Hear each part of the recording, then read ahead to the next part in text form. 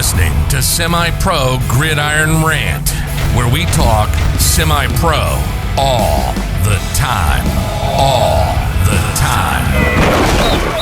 A football podcast dedicated to you, the semi-pro athletes, coaches, team owners, and fans. You're welcome. And now, your host, Ken Anderson. Well, all right. Welcome back to another edition of Semi-Pro Gridiron Rant. I'm your host, Ken Anderson. Appreciate you joining us this week. Pretty cool episode this week. This is actually our second episode for this week. It's a special because episode 21 actually went double time because Dan Carr had so much to talk about that I wanted to actually break it up into two different episodes. So without further ado, I want to give you the second half of the Dan Carr interview and appreciate you joining us. So from Maryland, where do you go? New York. Okay, so you're in Drum. I'm at Drum. And Okay. here's the funny thing about that was the fact that in Maryland was a spring league. Mm-hmm. I had just finished. So then you're right in the football. So you're coaching a whole year, basically. We go north, and before we even went to New York, I'm like, hey, I found this team. It's the oldest team. Oh, he's already selling his wife, folks. He's selling his wife before he even leaves. Oh, yeah. I'm totally selling it because y'all got a fall league. Right? So I come right off of a season, go right into another one. So Can I just say this? I don't know if your wife is going to watch this or not, but man, what a woman. Who allows a dude to coach for 12 months straight and does it with a smile? I mean, come on. Who does that? Bro, I am blessed. I am blessed. I am very lucky. Absolutely. So you're in Watertown, you're in Drum, you find the oldest team in semi-pro sports. And guys, this is starting to be a theme too. Same thing Sam Kleinbeck said, same thing Wolf said. So this team that I played for, it's legendary, if you will. I mean, it is. Oh, absolutely. For what we do. I mean, it's the Green Bay Packers, it's the Dallas Cowboys, it's the Pittsburgh Steelers. I mean, it's legendary a team for semi-pro ball. So you join the team. Well, before going up there, I'd sent some emails to Coach Ashcraft to George. I was able to cobble a couple of letters of recommendation. I mean, I look, I don't know where we are on level this or that. So right. Be as professional as I can. Mm-hmm. And the only thing I got out of Coach Ashcraft was like, yeah, we could use you. I'm not sure where, just kind of show up to practice and, we'll see. And I'm like, okay. We arrived Watertown. It was the Holiday Inn, the Carriage House or whatever it is. Yeah, the Carriage House. So we're staying at the Carriage House. Bro, the day that we arrived in New York, in Watertown, dropped the luggage, got everyone settled. I said, let's grab a bite to eat. Where do you want to grab a bite to eat? Like, I don't know. Let's go look around. Somewhere so near we went the out by the fairgrounds. Went to the Fairgrounds Inn. Whoops. Got that meatball sub that they got there. There you go. Amazing. But there is also the fairgrounds, which is the practice field. And weird. We come out after dinner, and I walk out, and my wife looks over and sees guys throwing a football around. She's like, "You asshole!" So this person we were just singing praises of is now calling me an asshole. And well, deserved. Yeah, well deserved. And I was like, "Look, I'm just here to meet. I just want to talk with the coach and just see what's what. There's no guarantee. I have not been offered any position or anything like that." She's like, okay, cool. So we go out there, and I got two little girls, and they're running around and like they normally do when Dad's at practice or something. And my wife's just kind of sitting off to the side, and I see Coach Ashcraft, and I'm like, kind of walk up, and I was like, "Are you Coach Ashcraft?" And he's like, "You're Coach Carr." You sound just like him. Oh my God. He says, "You're Coach Carr." I'm like, "Yes, sir, I am." He was like, "Well, let's talk." So we went and talked, and he said I could help out with the quarterbacks. Okay. And who was the quarterback that season? First of all, what year was this again? I forget. I want to say 2007. Okay. Sounds about right. Yep. So that's Todd going to be Keachel. Keachel. Yep. Okay. Todd Keachel, and then kid from Canada. Gary Pelletier. There it is. So Gary. you had so Keachel. What? First of all, let me just describe what had happened. Dougie Black retired. Dougie Black, #1 quarterback all time. Watertown Red and Black. Again, this team's 100 and something years old at that point. It's 120 something years old now. So Keachel, freak athlete, and again, he's a skinnier dude, but he's a freak athlete. Kid takes a beating. He can play quarterback. He can play D-back. He played wide out. And he did anything we asked. I mean, he's done kick returns, punt returns. I mean, the kid doing anything we asked. Just a hell of an athlete. So. No quit in Keachel. Let me just say that. I watched him run over dudes twice his size, literally twice his size, and he's running dudes over. Like, how? That physically, by the laws of physics, that shouldn't be able to happen. But at the time, you were the OC, right? Correct. So at the time, it was. So what had happened is we were kind of in a transition where we didn't really have a coach, an offensive coach. So I'd been there for years, and I remember I was working on a kind of a version of the wing tee, but out of spread. So it was kind of, we ran some wing tee motion kind of stuff, but we ran out of spread. So I'd worked on that all off season, preparing for us to not to have a coach. Now I can't remember if I wasn't going to play that year because I tore my ACL. I had a three-quarter tear the season before. And the doctor said it would have to heal on its own because if I took surgery, he basically said I'd probably never play again. Right. So I elected to let's just see if it healed. So so I was basically preparing to be an OC because I had thought I wouldn't take another snap. Now I don't remember. And you were the OC because I still have one of your play call sheets. Do you really? Yes, sir, I do. Send me a picture of that when you have it because I'd love to see what my terminology was back then. Oh my God! It was like a freaking paragraph to get a damn play out. I'm like, can't you simplify this? It was. Okay, hey, it was my first time, right? So. Right. Well, and that was. I'd be telling novels. I'd Keachel have like a sleeve all the way up his sleeve. He's reading it like a tattoo. Seriously, like you had the 3 window pane, wrist coach, but you needed like a 4th and 5th pane. Right. Like he would open it up and then it folded down like it was, the pictures out of a wallet or something, So, I actually have a wrist coach of yours. That's hilarious. The sheet, and I actually have your play call sheet because you gave me one. The first game. So I started out with quarterbacks and you said, wing tee, you're running it out of a spread. I'm like, okay, wing tee. All right, cool. So there's probably going to be some options. So I just started, working with the quarterbacks on pitching, pitch reads, footwork and all of that, working on a little bit of arm strength,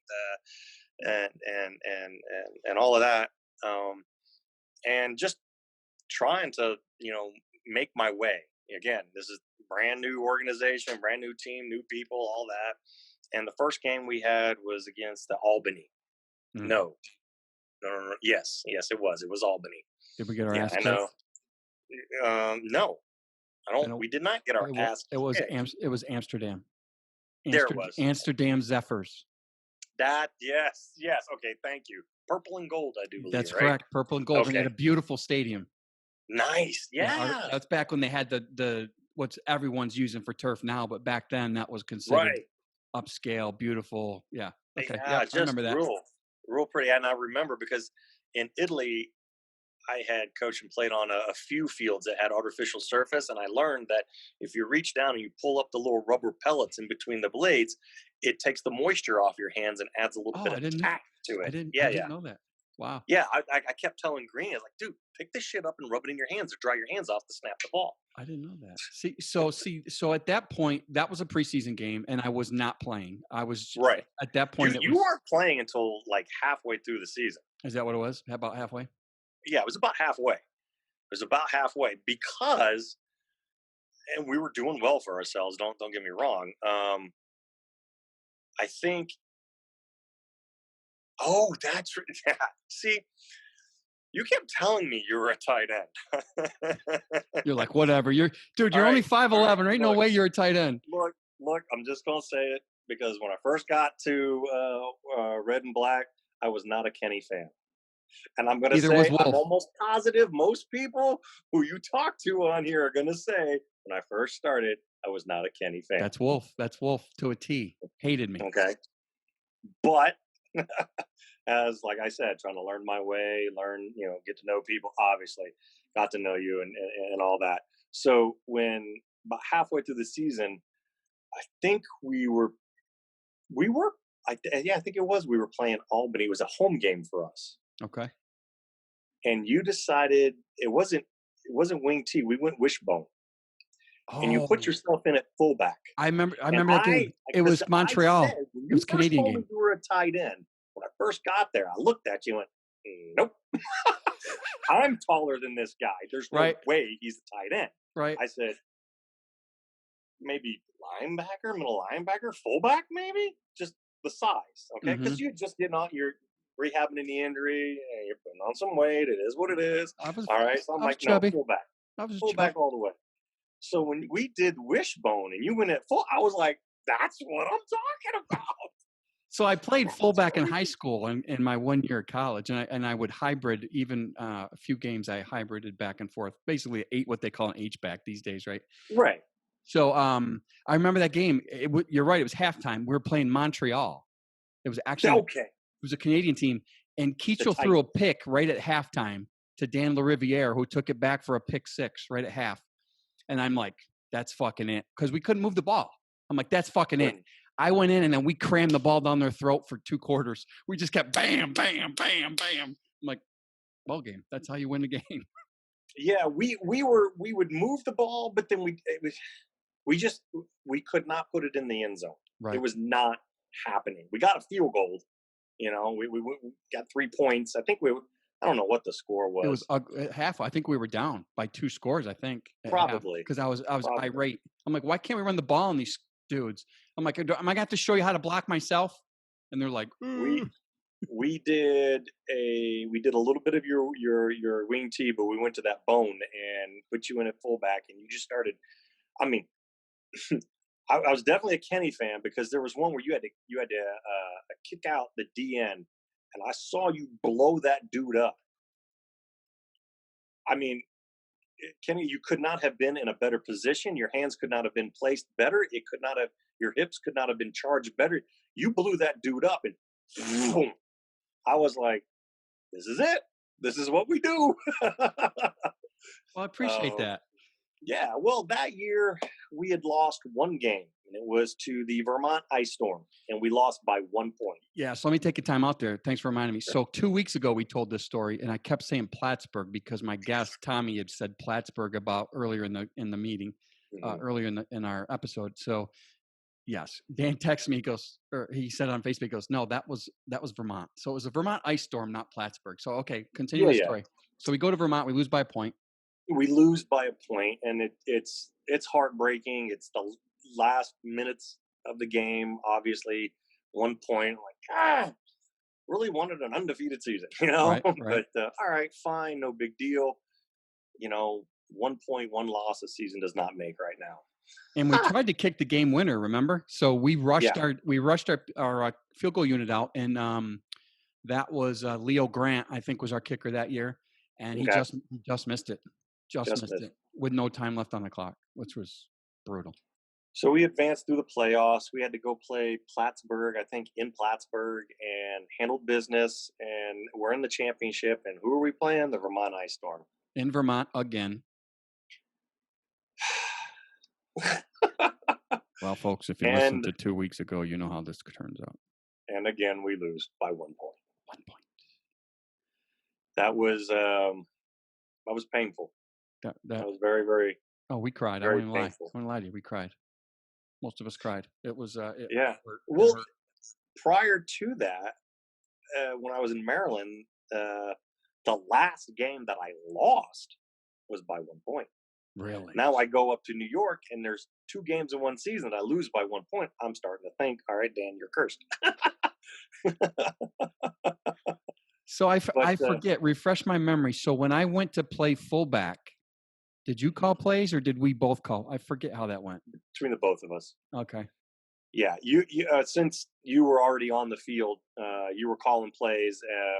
I would do some trade out with the receivers, and just I offer suggestions. But you really were calling it on the field. It is what it is. But I'd be like, hey, go tell him, look for this, and and sometimes you took the suggestion, sometimes you didn't. I mean, it is what it is. You again, at that point in time, your name was on the mailbox, not mine. So, hey, bro, whatever you want. Good point. Good point. So listen, number one, for my coaches that put up with me, listen, even today, I'm a personality, folks. I'm not a lay down. I come off gruff. I'm from New York. I have a very, not New York City style, but I'm upstate, and I'm a fucking Leo, guys. Okay. And I'm a Leo Here. through and And we through. both are, so Right. we would So, butt heads. right. So guys that are similar to me, we butt heads. It is what it is. But the reality of it is I was learning, and I think at that point I was tired of going in 1,000 different directions every year. So I'm like, I want to stay this course. I want to stay this course. But I think what had happened is once I got pissed off and said, I'm going to show these fuckers how to block, and I went in and we started cramming it down their throat. From what I remember, and maybe I didn't, and you can correct me if I'm wrong, but I think that's when I started leaning on you for more information as to how, Yeah. what do you see? Because I realized as I started playing more and coaching more, and I ended up playing at the Revolution, starting the Revolution and doing the same thing and coaching and calling from the field, I saw more and I learned to see more. Well, it was after that game. Okay, it was after that game. The Montreal game. Yeah, we had that following week in practice. Came out to practice, and you're like, "This is it. This is what we're doing." Blah blah blah blah. And I'm like, "Mm-hmm. Can I defend you? We'll call a defense. See if I can defend you." Right. And you're like, "Okay, cool." So I got the defense together. I was like, "Look, I need you to line here. I need you to do. I need you to do." Well, no, we got to just trust me on this. I ran a 33 stack. Which I go on in the future to use, guys, just so you know. I set up a 33 stack, and I'm playing gap 8 ball at that point in time. And I told the defense, I said, for us, slant left, slant strong side right, because every first down you came out strong right and you ran off tackle right. Young coach that I was. Every time. Dirty bastard. So I said, I'm going to set up this defense. It looks like you should be able to run on it the way it looks, just goading you, because I know what you're going to do. You're all excited and giddy. You're going to run off tackle on the right. And we shot through, we're in your backfield before you got the ball off. So I was like, all right, cool, no big deal. Let's go to a different defense. And here Kenny comes again. That off tackle right didn't work, so we're going to run dive to the one hole, the left-hand side. Right. Okay, I know what you're doing. So now you're in a hole. You're third and long. You're going to throw the ball. And Gonna have to now. and, So that was just my way of saying, hey, Kenny, I can read you. And we had a conversation at that practice about that. And you're like, do I really? I'm like, yes, you do. See, that's the weird thing is what you don't realize. And I started as I watched film too, is you're right. In the NFL, they always talk about tendencies. Everyone has a tendency, and it might be when you get in trouble, you're comfortable calling this play, or you come out in this formation, or when you think you're in control, you run this style offense. And it took me, and you and I talked offline before the show, and I said I don't remember the order of my coaches, but between you, Wolf, and Sam, the three of you have such a huge influence on why I went into coaching that it's tough for me to discern which guy gave me which information, because it was all together kind of at the same period of my life. So I basically thank you all, and it's just you learn a lot, and the more you coach, the more you learn, and like I was saying, everyone has a tendency regardless. And mine was so obvious that when you said it, I was like, huh, I do that. I thank all coaches I've ever come in contact with, because I have learned from every one of you. I still have your play call sheet. Why? Because there was something in there that I learned, and I want to make sure I remember it. It could have been the way you set up the play call sheet. It could have been the order of which you did your play call sheet. It well, could in have my been case, it might have been Don't ever make your play sheet look like Kenny. Well, It's looking like part this. of it. You were like, I write. Yeah, I listed everything. Just say R. Just right. say I R. listed R everything. is a singular. This shit was this long. It's like you're reading a novel. It was. But even so, I struggled with that too. And the only reason why I was pointing that out, more than likely, at that time, was I had just learned that lesson. Like Right. when I was in Italy, or Maryland. I was like, I learned the lesson. Don't have such takes two. All right. Like what I morphed into is I used to say, like, let's say I write strong, 32 fake, and then let's say it's 842, right? That's what I used to call. Well, now I'll just say I write black, and black says we're doing a play action to, so I just simplified it, where I'll say I left red, we're going to play action, so I totally shortened it up. But yeah, you're right. I remember typing out that first play sheet. Oh my God, it took me days. And it was a novel. It was absolutely ridiculous. It was beautiful, wasn't it? You were just like, I'm proud of this. Right. I have every play ever known to man. To mankind. And that was the other thing too, is I'm like, I had every single play on here, left to the right, pass play to the left, to the right, every motion signaled into each play. Every formation you listed, you ran to the right play first. That was the first thing. A run to the right-hand side of the ball. That's hilarious. Then you had everything else listed below it. That's hilarious. I'll find that. Yeah, I'd love to see that. Every time I move, I'm always looking through my stuff. I'm like, here's Kenny's play. That's awesome. So we go from Watertown. We have a crazy year. And actually, I think you're the one from last week's episode or from 2 weeks ago episode. You're the one who threw my shit on the floor, weren't you? Threw your shit on the floor? For the game that George, because that was the year we went to the Nationals and George tried kicking me off in the national game. I didn't put your shit on that. George made put your shit on that. That was not me. Might have been Rich then. I couldn't remember which coach did it, but I remember one of the coaches saying, yeah, I did that. George made me do it. And I was like, well, this is on the note, and it's funny because you bring up the locker room and your equipment on the floor. First and foremost, and you brought it out in that episode you were talking about. This was the first team that I ever went to where you got issued equipment. Right. Now my gear was my own. Room.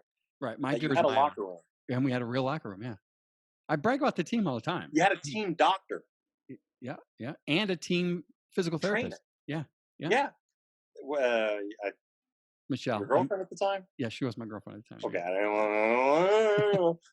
Yeah, she was. But see, that's also interesting because I for anyone who watching and listening, I saw in you, Kenny. I saw in you what I wanted, an aspect that I wanted to aspire to. I saw the way that the trainer, your girlfriend at that time, interacted with the team. More so, I saw the way you interacted with your daughter with the team. And having two daughters myself, I went, that's cool. So one, I want to thank you for that, because I've seen other coach dads, and I didn't necessarily agree with how they treated, spoke to, or handled their children in and around the team that they were coaching. Mm-hmm. To me, that was a glimpse into who they are as a person and as a coach, how they're treating their own flesh and blood around other people. And I saw the way you handled yourself, you handled your daughter and your girlfriend at the time, and how all that. I was just like, that's cool. That was real cool. It was a real family, and I respected that, and I respect you for that. It's not an easy thing to do. Well, thank you. And I appreciate you doing that. I definitely learned from that. Thank you. You just gave me a ton of goosebumps. I appreciate that. It's so. Listen, here was the dynamic. Because football isn't just about knocking heads, okay? Right. So when you're a coach, it's a whole family thing. Yeah, and my daughter, lucky for me, actually, when she was like a month old, she went to my first game. Now, she obviously doesn't remember it, but my wife at the time dragged her, and my mother-in-law dragged her to one of my games. And my daughter, as I played more, she enjoyed the game. so as we went through, she actually, when I owned my own team and was coaching the Syracuse Shock, she was either on the sideline with me, carding up the stats, or she would Yeah. film the game if my camera guy didn't show up. So she's always been, she's my little buddy, and she still is today, even though, obviously she's 25 years old now, so she's not so little anymore, but she's still my little Right. buddy. And she'll tell people, and my players will tell you, she's got 50 fathers. It was just the way, it's just the way it was meant to be. And she'll tell her boyfriends, fuck with me, and you don't have to worry about my dad, you got to worry about all his players. So Yep. it was just the way it was. And then, as far as dating the trainer, obviously we became friends there because she was the trainer before I got there. But Right. and the hardest part, which I didn't have a hard time with, which I think some of the players asked me, is, so first of all, she's a woman, obviously, right? And she's in a locker room, and she's obviously seen grown men naked in the locker room. Yep. It happens. And they're like, how aren't you jealous? Why aren't you mad? Why aren't you? And the reality of the situation for me was, I met her doing this. Right. So how could I be mad at her and be jealous of my boys? It's not like it wasn't known we were dating. And I felt that they respected me to the point where I didn't have anything to worry about on either end, from her or from them. So it was just like you said, it was a family. It was never an issue to me, never crossed my mind. It's just the way you guys handled yourself, conducted yourselves. There's family, there's football, there's a little bit of intermingling, but it wasn't. You did a good job, Kenny. I appreciate that. That's all I can say. I learned from it. I watched, I observed, and I said, you know what? That's the way I need to be. That's the way I need to do it, and that's the way I've done it from then on. So I appreciate you in that. That means more than I could ever say, because there's the things from football that you learn, obviously friendships for life, the things that you don't intentionally try to leave on people, that you leave on people, is the part that, really gets you, Well, like I said, if it weren't for you, Wolf and Sam, I would never coached, period. It would never happen. That wasn't a goal I had. Now, yeah, wasn't a goal I had either, and exactly. I showed up to a meeting late. It just kind of happens, Exactly. Showed up. Folks, don't ever, if you take anything out of this, don't show up 30 minutes late. You're screwed. You'll be the head coach before you know it. That's right. So after Watertown, and this, guys, we could talk for days. Again, this is another one. We're already $1.50 into this thing here. Yeah. Did you do anything after Watertown? Oh yeah. Well, after that first year, there was the whole Revolution Watertown thing, and it was going on, and will you play or will you coach the Revolution? Will you coach the Red and Black? Blah blah blah blah. Talk to this person. Oh, it's about this and it's about that, and I did not want to be involved in any of the politics of it. There was financial things rolling around. I'm like, look, I don't want any part of it. I don't understand it. I don't want to understand it. All I want to do is coach ball and win a championship. That's all I want to do. So at that time, Coach Kraft said, hey, will you be the offensive coordinator? I'm like, awesome. Absolutely. I'll do it. And so that was 2008. Yep. Yeah, that was 2008. Yep. And we had started, we'd already had tryouts, and then we started into practice, and I got notified of a deployment. Oh, really?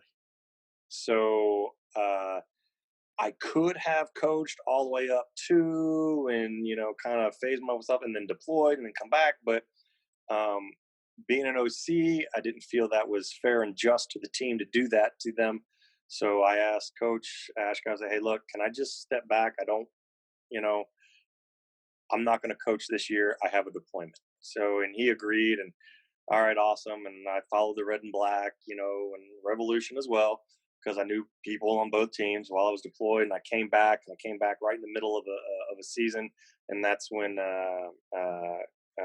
Coach Wolf asked if I would just sit up at the top of the stands, put the headset on, and be a voice in his ear. And so I did that for the remainder of the season. And that was with the Red and Black, right? Yeah. Yep. Yeah. And that was fun. But then after that, I got assigned to Wiesbaden, Germany. Or, back over the pond he goes. Back over the pond I go. I went to Wiesbaden, and I was looking into the Wiesbaden Phantoms, who were in the German Football League, a D1 team there. And there were a couple other teams I was looking at as well. And then I saw the, excuse me, my finger's in the way. Then I saw the local high school football team. Again, part of the military Dodds and stuff like that. And I was like, they're kind of scrawny, a little ragtag looking group of kids. And my wife was like, look, you just finished coaching semi-pro. You know, you're gone on the weeknights for practice, and then I don't see you on the weekends, and blah, blah, blah, blah. Wouldn't it be nice if you just coach high school? So, like, you know, you're home in the evenings. And, you know, at that time, our games were Saturday afternoon-ish, you know. So I was like, cool. So I contacted the high school coach, and he said, yeah, sure, come, you know, help me coach offensive line. And so that seems to be my way in on every team is offensive line. So well, when you're 6'2", 250, that's bound to lean. It's kind of lean in that direction. Lean that way, doesn't it? The head coach was Steve Jewell. He's a retired Army guy as well. His wife was a teacher in the school system there. So he became a teacher when he retired from the military, the troops to teacher thing, and started out as an assistant and worked his way into being the head coach. And then had me come in and help with the O-line. I think the O-line and D-line. And then my second year there, I was well, he says defensive coordinator, although he kind of took it over.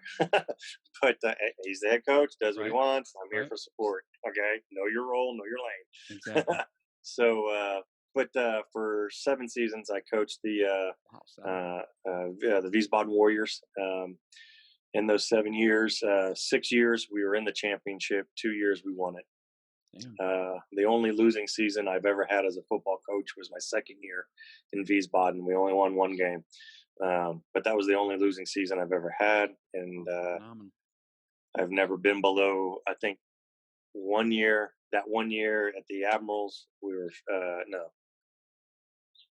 no, it was Korea. We were 50-50, went 500. Every season I've coached after that, I've been at least 70, 75. We won't hold 9 ball against you, all right? We won't hold. Yeah, don't hold it against me, please. But 7 years in Europe coaching high school football. I also would help out with film review. I did film review for the Wiesbaden Phantoms. I did film review for the Marburg Mercenaries. I did film review for Parma Panthers down in Italy. The advent of Huddle has really advanced game film, practice film, any film whatsoever. For sure. With their algorithms and stuff like that to break film down. So I would do that to help out wherever I could. After 7 years in Europe, I had retired, had a civilian job, government civilian job while I was there the last 2 years. Budget cuts being what they were, they're like, hey, Dan, you got to go. Okay, cool. Here's what it is. So I came back to the States. Yeah, right. It's the government. Right. I was given more than a month leeway, like the guy back in Italy. So I was at least appreciative. I think you earned it at that point.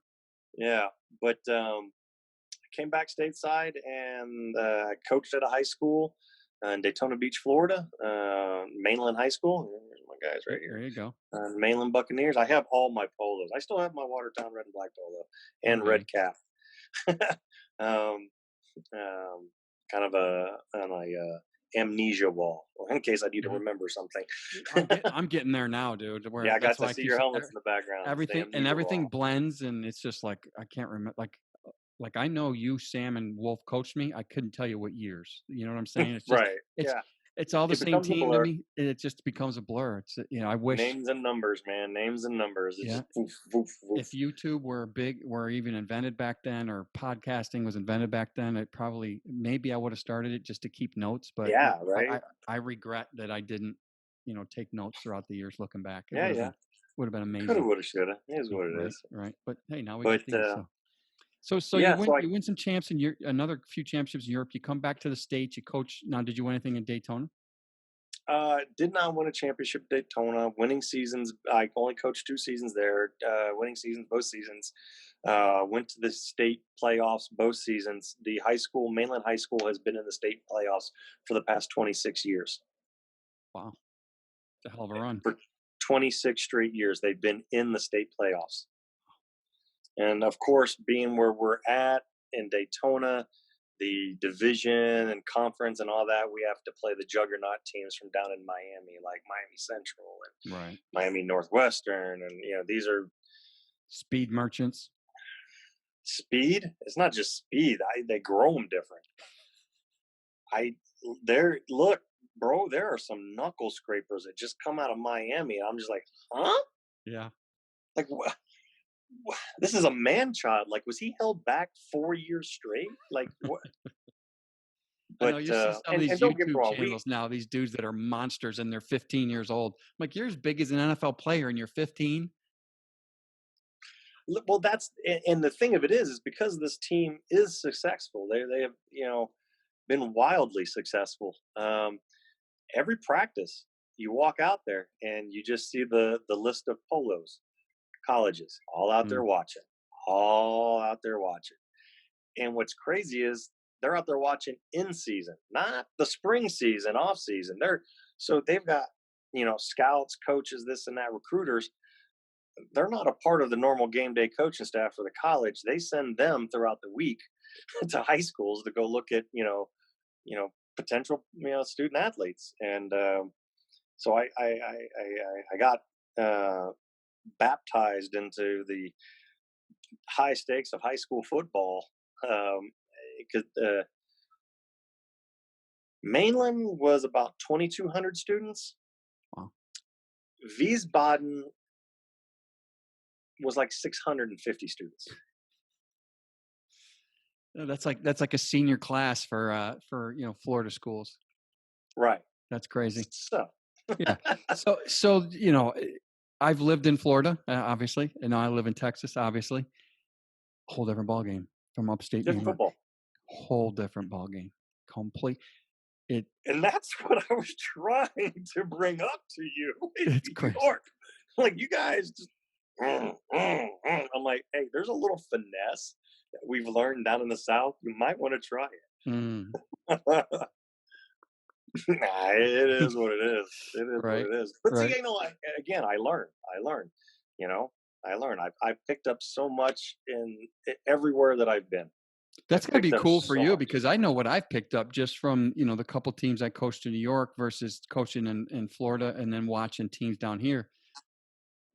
And also playing for the Red and Black, how we had, every year we had a different coach, offense coordinator, just about. So yeah, it could be a guy from California, it could be a guy from Florida, it could be a guy who spent half his life in Germany, could be a guy from Colorado, could be, so we were getting different personalities and different styles of football every year. So it gave us a little insight, but yeah, Florida and Texas are a whole new world.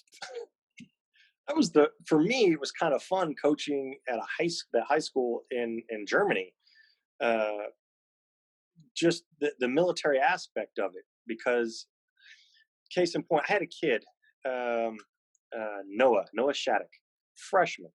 Okay. Now he'd played some youth ball like a year or two prior to being a freshman.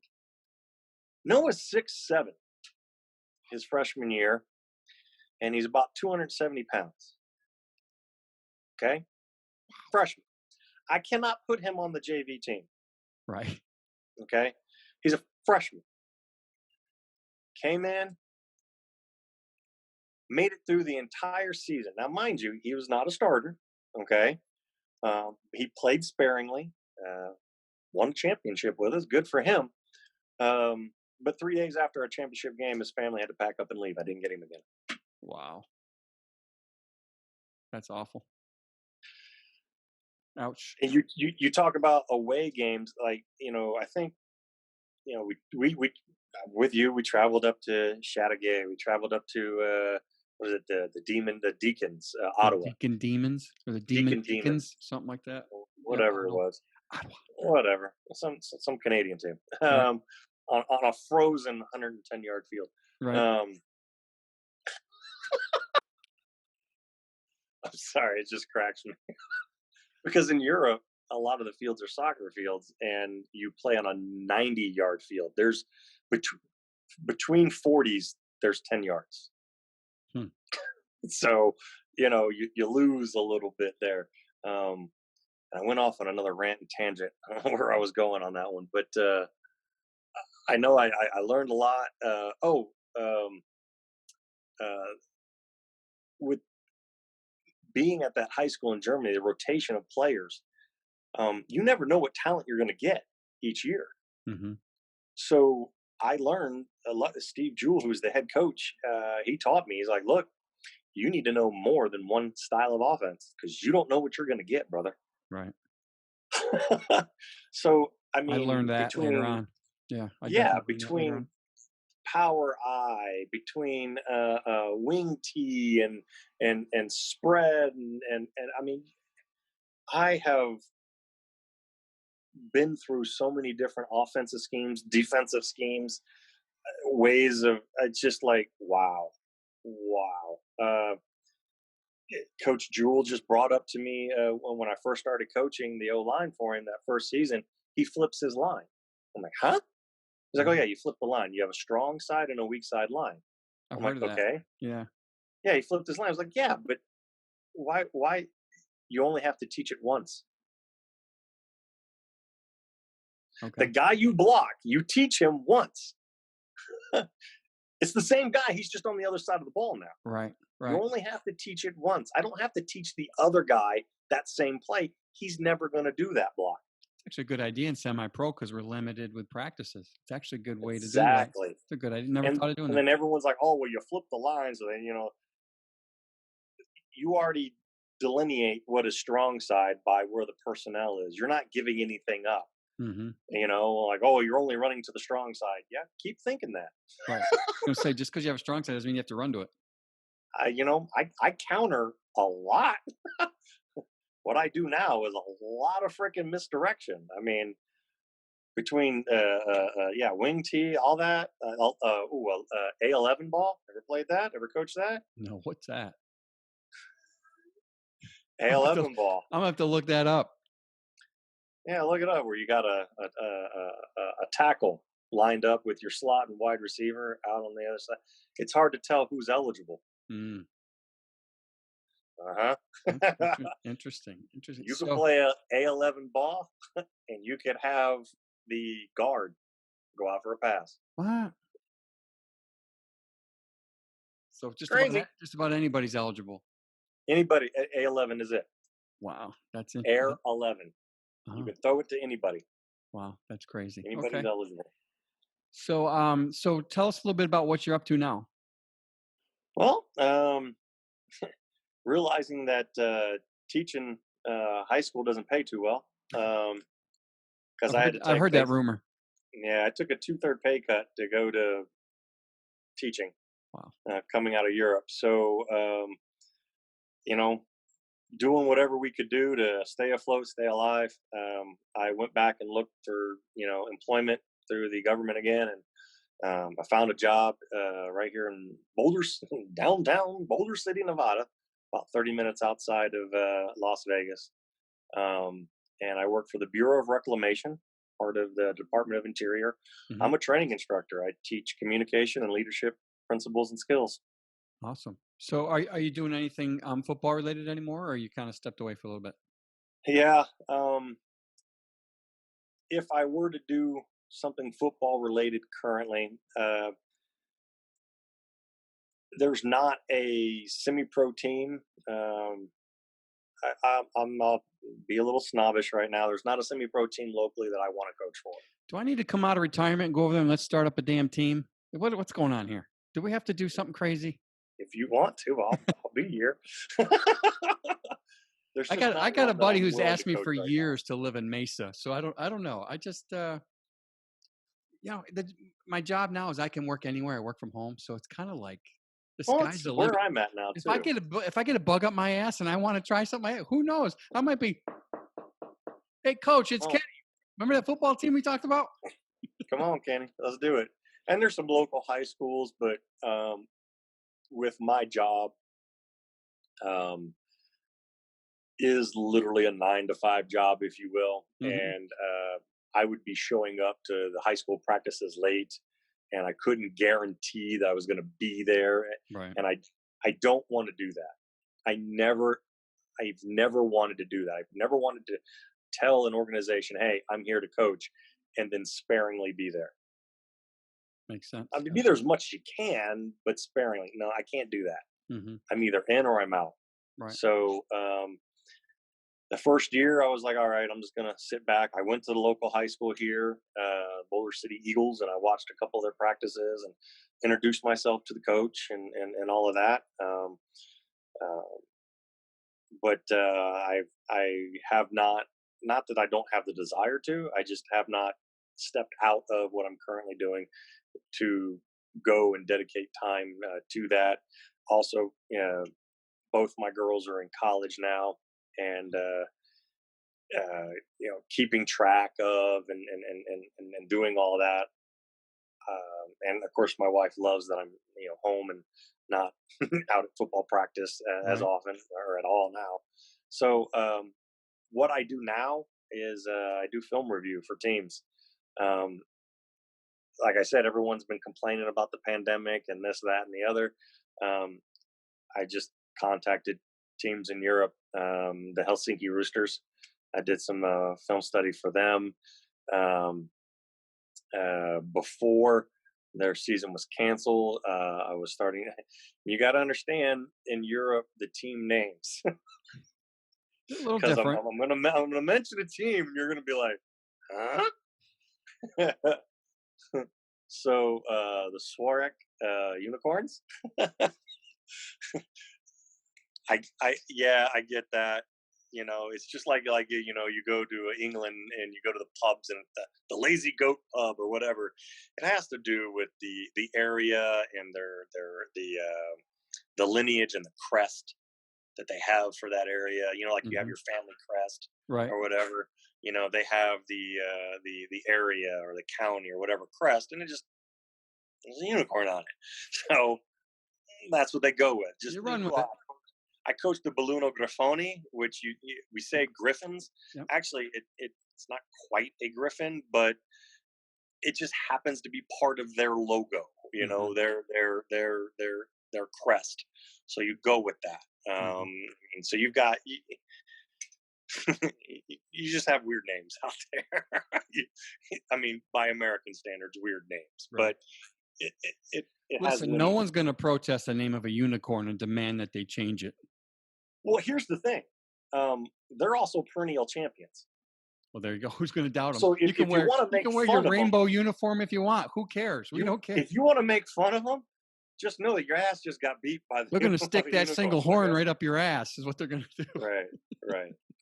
So yeah, there's a variety of different names out there, and poke fun at them if you will, whatever. But there are a lot of good teams out there. I wish more people would get involved. There is with football overseas. There is that rule: you can't have no more than a certain number of non-host nation, i.e., Americans, Mhm. out there. Honestly, if people want to do it, you can get dual citizenship. Call it a day, bro. Right. If you got a grandma, grandpa that came over to America on the boat, whatever, and you can draw your lineage back to it. Get a dual passport, and then you're no longer an American. You're playing under that other nationality. Hmm. So there's ways around it, and there are a lot of NAIA and D3 football players that you maintain your eligibility. Let me just tell you, you're being paid to play, okay? But it's a different animal, okay? Understand that everyone else on your team has a job. Then they come to practice 3 nights a week. See, you have nothing to do but go to practice 3 nights a week. Right. So everyone's like, "Oh, it'll be awesome." There is work involved. There's a serious amount of boredom you're going to have to deal with because all your teammates are working. They're not, they can't come hang out with you in the afternoon before practice because, they're a judge or they're an EMT or they're the local plumber or the welder or whatever. Okay. But it is a great time. It is a great experience. It opens your eyes up to not only just football, but culture. You talk about AB. AB went over and played in Warsaw, Poland, and played for a team over there. And we actually went back and coached for him for a little bit. And I'm sure once you talk to him, he's going to have just some amazing stories to tell. 99% of the people that I know that have gone on to play in Europe come back with a great feeling. And they don't do it just for one season. Right. They go back for several seasons. There are agents out there just for European football. Yep. If you want a little fun anecdote, go read John Grisham's Playing for Pizza. Okay. I can relate to a lot of those stories having played and coached in Italy. There is good football. There is good football overseas. And it's been there longer than you think. Yeah, I was After shocked when you said that. After World War II, okay, in the U.S. occupation of Europe, at that time frame, Joes were getting in trouble. Okay, so they needed something for them to do. Right. So they played football, American football, and they played against each other at different bases and different Air Force versus Army, Army versus Navy, what have you. Unit versus unit. It was tackle football, and it was great. And then after a while, and they would invite the local population on base to see to see American football. And it was a treat, and it was being broadcast by guys like me who were broadcasters overseas for the military. And it was a lot of fun. It was really cool. And then the military went, "Hey, a lot of our guys are being hurt."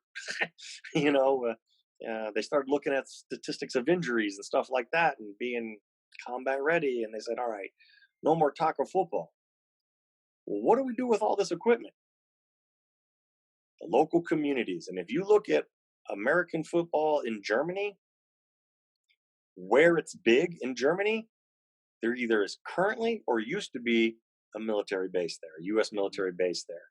Wow. So you got like the Stuttgart Scorpions, and you've got the Wiesbaden Phantoms. You've got Hamburg and Hanau, and I mean just all over the place, all over. All used to have military installations, and the local community picked up the mantle of football and has been playing it ever since. So, we mentioned how Austria celebrated 20 years. Trust me, there are places in Europe been celebrating football more than that. And right now you've got teams, Ghana International Football, American football. Yes, sir. There is football happening on dirt fields, tackle football on dirt fields in South Africa right now.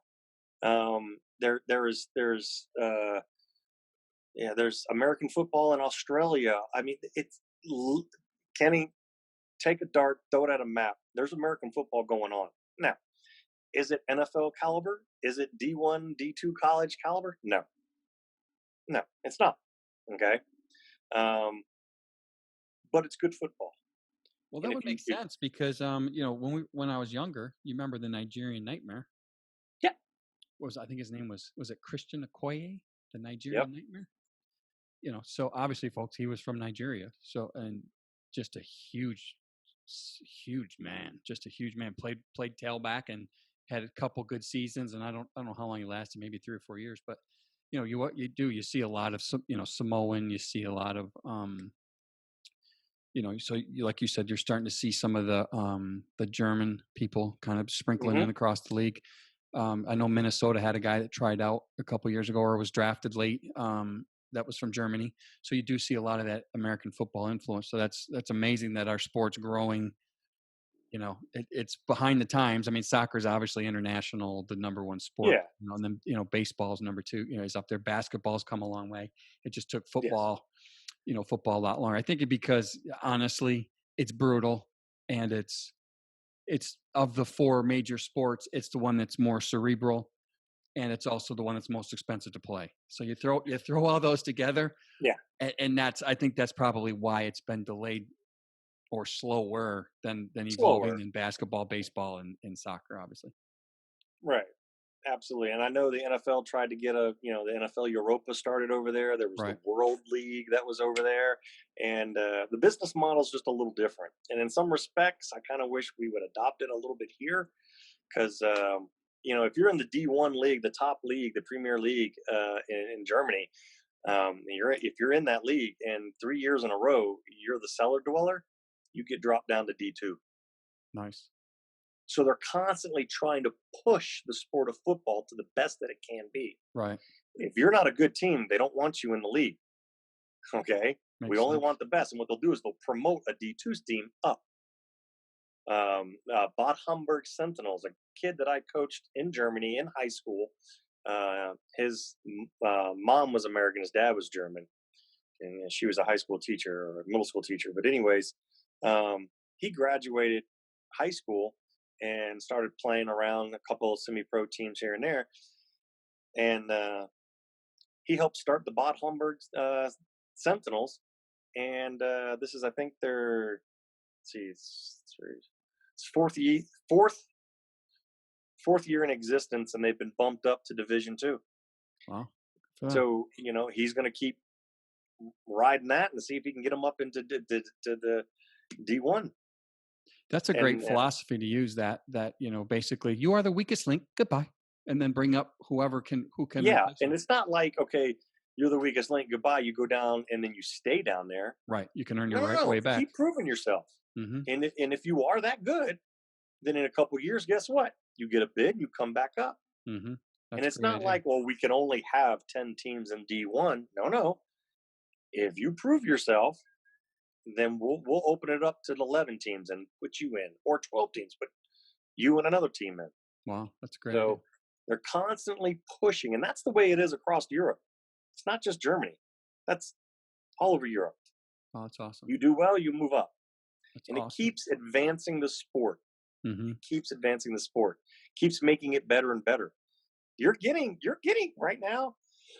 Excuse me. There are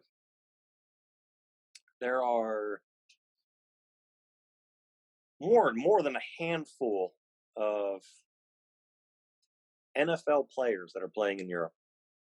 Really? Yeah, there are. Now, they're older. They've lost a step, okay, but they're still being paid to play. Right. Is it a lot of money? No. I think about the time when I was playing and coaching in Italy, and mind you, they're only going to pay like 3 Americans to be on their team, and they're going to be skilled. It's going to be the quarterback. It's going to be a receiver, and it's probably going to be a DB. Mm-hmm. Okay, typically, not always, typically. And of course, the quarterback, as in any league, is the most valuable position, right? That guy's maybe making for a season $20,000. It's not, you're not making money, right? Not by any means. But on top of that, they're also paying for your apartment, paying for your car, paying for a couple of meals, and in some cases, they'll find you a job. You're the English speaker at the local hotel in case someone who speaks English comes in, okay? Or you're the bouncer at the bar. Ooh, there we go. Hey, Gar, I need that gig. A lot of them do that. A lot of them come over and they, I think one of the teams that we played against, the owner of the team we played against owned a bunch of chain hotels. So of course the Americans that he hired, to come, they're just staying at the hotel. So you just stay at the hotel, go down to the restaurant to eat your meals. That's all take. So you're making $20,000. That goes in the bank because everything else is taken care of. Oh, that's awesome. And mind you, not all leagues are in the fall. Not all leagues are in the spring. So you could play Depending 2 on, leagues, there you go, like 40 grand a year and live for free. and live for free. Nothing wrong with that And program. more often than not, they don't want you just to play because they've got their senior team, the adult team, but then they've also got a couple of youth, an under 19 team. They've probably got a youth flag team. They've probably got a women's team as well, full contact football. Okay. So they're asking, hey, can you play and also help us coach these other guys? We'll give They're you trying another to develop. stipend for that too. Absolutely. Interesting. Absolutely. And Interesting. depending on your agent and whatever, there's game day wins, bonuses, there's playoff bonuses, championship bonus, just like anywhere else. Right. Okay. No, you're not going to be the millionaire. No, you're not going to be driving around in a friggin' Bentley. Okay. You're going to get a little Peugeot car maybe or a Vespa if you're lucky to tool around town in. More than likely, you're going to get a train and bus pass. Right. But in Europe, there's nowhere you can't get to without a train and bus pass. That's awesome. So much better than here. That's awesome. But it is great. I wish more people would look into it because all it's going to do is help grow the sport overseas. Be good ambassadors, please. Don't go overseas and be an a-hole. Right. Because I have seen that happen, and I've come across teams that have had Americans that have been assholes on their team, and then they look at me like I'm the same person. No, bro, I ain't like that. Right. I'm about real football. Let's play real football. Absolutely. And they love the fact that you want to come and share knowledge with them. I don't care where you go in Europe. You go and coach or play, you're going to get constantly, what about this? What about this? Can you teach me this? Can you show me this? Okay. They're running offensive schemes that they don't understand the core. Like, how did you get to that point? They saw in college and in pros, oh, look at that spread option. I want to do that. Look, it worked for them. Why isn't it working for me? Okay. Do you understand zone blocking? Okay. Have you heard of a bucket step? Okay. See, we're talking a different language because they don't get that yet. Right. Let me explain how the blocking scheme sets up so that you can run this spread option or this spread offense. So exactly. Again, there's some learning curve. There's learning curves for players and coaches as well. Majority of the teams all speak English, and if not, like if you're the quarterback and you're in the huddle or you're the coach and you're calling the play, there will be someone who will translate it for you. Now you just got to hope they understand what you're saying and translating exactly what you're saying, which is some fun. It can be nerve-wracking, but it can be fun as well. Like, well, you call a draw and they think you're calling a screen, and the quarterback gets on a naked boot, and you're like, what the hell? It worked. Okay, line up, guys. Oh, that'd be funny. But not for the player, but yeah, they're all sponges and they want to know. They want to know. Just don't be smug. Go over there with the mindset of I'm going to learn too. You're going to learn. You'll learn about American football. You can be a pro. Okay, all right. You be Dax Prescott. He's got time now. Be Dax Prescott, an NFL quarterback, and go overseas and play on a team. You're still going to learn something about football. Sure. You will. Something that you probably already knew, but you spent the past 13 years forgetting because it's just, but they remember, they know it, and they're going to remind you of it. Absolutely. Well, that's awesome. Well, let's end there, Dan. We could talk forever, Coach. So what I think I'm going to do is we just went all Joe Rogan on these folks, man. We're 2 hours and 15 minutes into this thing. Oh, shit. So I may make this 2 episodes. I haven't decided yet, but you do you, man. I'm just happy to be part of it. Yeah, absolutely. I appreciate you joining us. I mean, you got a ton. I mean, you're in a unique situation. I mean, the military helped travel you across, different parts of the world, and you were able to experience football on levels that none of us will ever, be able even understand. So haven't yet. Let's just say that. Okay, some of you haven't yet. Yeah, who knows? Maybe I'll end up in Europe for a year or two. Who knows? I'm not afraid of that. Come on, Kenny. I'm a single man. I can hop the pond. Don't be afraid, man. Don't be afraid. I'm telling you, you're at players.com. Go on there, set up your profile, or send me an email, and I'll send you the link. And you just throw up your resume, throw up, your accomplishments. There are, they'll ask you, hey, do you require accommodation? Yes or no. Well, if you require them to pay for where you're living, say yes. I There's no shame in it. require 2 cases of Diet Dr. Pepper in the fridge at all times. There are a lot of teams that don't pay anything.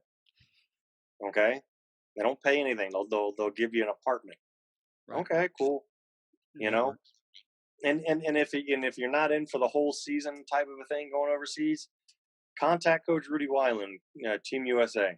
Go coach one game, which is an interesting thing in itself because you don't see your team, you don't know your team until you show up a week before the game. Wow. Everyone's been emailed their playbook. Show up knowing the playbook, and let's get to work. We got 1 week. It's a blind man's all-star game. It is. It basically is. And the way Rudy does it, we do 3-a-days for 3 days. 3 days. Wow. We do 3 practices a day for 3 days. And then we go to 1 practice, and then we go to a walkthrough and game. And after the game, you could fly home right away or spend as much time as you like in the country and then fly home. Wow, that's amazing. I'll definitely look at that. I promise you and the audience, I will go on that website and I'll put my information in there. Do it. I will do that. Do it. Awesome. Absolutely do it. And don't forget American Football International. Okay? They're going to have the latest and greatest on everything that's American football overseas, what's going on, who's good, who isn't, who from NFL training roster decided to come overseas, who from college is over there. There's chat rooms where you could talk with other people, other players.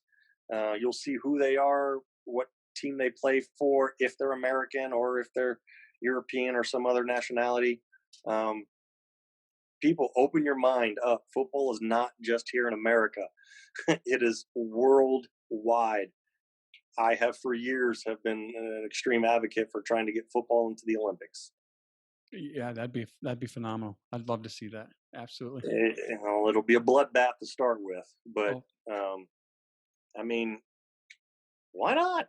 Give it a shot. Why not? It's the only major sport left that isn't, right? So a lot of it, yeah. Why not? I mean, and they're letting professional athletes in all the time for different sports. If you want to keep it amateur, keep it amateur. I don't care. Right. If you're a college player and you want to go overseas and play, go ahead and play overseas. You're being paid to sleep at a hotel, not play football. So when you come back, you still have eligibility. Good point. Absolutely. That's awesome. Right, Coach. I definitely appreciate it. I know, and explain to your wife, I apologize for keeping you for 2.5 hours almost over here. But again, you have a lot of stories to tell, and thank you for what you taught me, and for putting up with my bullshit for that season, and and obviously for keeping in touch all these years. I mean, it's been 10 or 13. Hey, Kenny, that first season, if I didn't care, we wouldn't be talking now. That's a good point. Okay. Absolutely. Well, I appreciate that. Right. No, I appreciate you. I mean, it's not easy being a military guy, traveling to different places and meeting new people and just fitting in right away. Okay. I appreciate it. I really do. And like I said, I learned from you. I hope you say you have. I hope you've learned from me. And, absolutely. God willing, one of these days we might be on that same sidelines again. Never hold that out. And I may even bring Wolf with me. Then we'll God fearing you're on the other sideline. I don't want that. You'll know I'm going to run right every first down. I'm running right. Off tackle right. Off tackle right. What good is that? Just to screw with you, I'm going to go off tackle left. So let me ask you, how many screens do you have in your playbook, Kenny? I'm not a big screen guy. I won't even lie to you. I know you're not. I'm not a big screen guy. It's not my thing. I don't know. I'm more of a punch. Your biggest fear is having that screen picked for 6. You know it. Yeah, you're right. I'm just not a big screen guy. Okay. It's all right. If you're running spread, you better be running screens. You're right. I should. I've always, every season I say, I need to put in more screens. I need to put in more screens. And then I never do. I do a couple wide receiver screens, but as far as running back screens or a tight end screen, I don't run a lot of screens. I might run 5 screens a year in a 10 game season. It's awful. I know. It's one of my weaknesses. I know. And look at you calling me out in the last minute of this episode. See, folks, he's been watching. He's like Santa Claus. Don't let that beard fool you. He's like Santa Claus. He's always watching. Always watching. I'm watching film all the time. I can see that. Thanks for busting me. All right, Thank Coach. I you. appreciate your time, man. I'll be in touch, and I definitely appreciate you being with us this long today. Sounds good, brother. You have a good one. You too, buddy. Be good. See ya. Thank you for listening to this week's episode of Semi-Pro Gridiron Rant. We hope you enjoyed the show. For more episodes, please check out the website at www.semiprogridironrant.buzzsprout.com. To reach us directly, please email us at semiprogridironrant@gmail.com or follow us on Instagram at Semi-Pro Gridiron Rant. Thanks again for listening.